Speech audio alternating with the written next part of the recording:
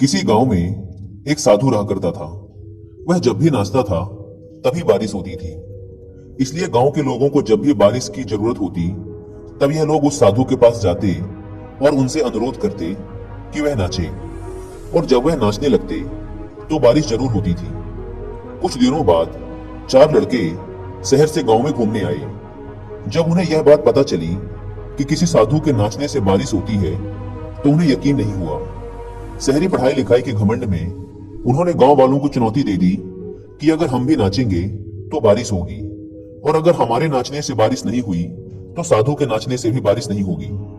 अगले दिन सुबह सुबह गांव वाले उन चारों लड़कों को लेकर साधु के कुटिया के पास पहुंचे। गांव वालों ने साधु को सारी बात बताई। फिर उन लड़कों ने नाचना शुरू किया। पहले लड़के ने नाचना शुरू किया। आधा घंटा बीत गया। फिर पहला लड़का थककर बैठ गया, पर बादल नहीं दिखे।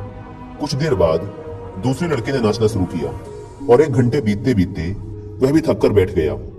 बाकी दोनों लड़कों ने भी ऐसा ही किया, पर बारिश नहीं हुई। अब साधु की बारी थी। उसने नाचना शुरू किया।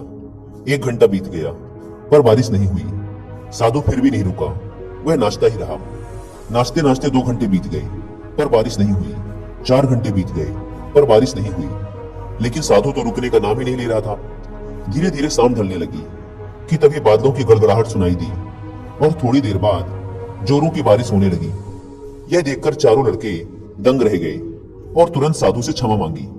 फिर चारों लड़कों ने साधु से पूछा, बाबा, भला ऐसा क्यों कि हमारे नाचने से बारिश नहीं हुई और आपके नाचने से बारिश हो गई? साधु ने उत्तर दिया, जब मैं नाचता हूं तो 2 बातों का ध्यान रखता हूं। पहली बात तो मैं यह सोचता हूं कि अगर मैं नाचूंगा तो बारिश को होना ही पड़ेगा, और दूसरी यह कि मैं तब तक नाचूंगा जब तक कि बारिश ना हो जाए। सफलता पाने वाले में भी यही गुण विद्यमान होता है। वे जिस काम को भी करते हैं उसमें उन्हें सफल होने का पूरा भरोसा होता है, और वह तब तक उस काम को करते हैं जब तक कि उसमें सफल ना हो जाए। इसलिए अगर हमें सफलता हासिल करनी है तो इस साधु की तरह ही अपने लक्ष्य को प्राप्त करना होगा।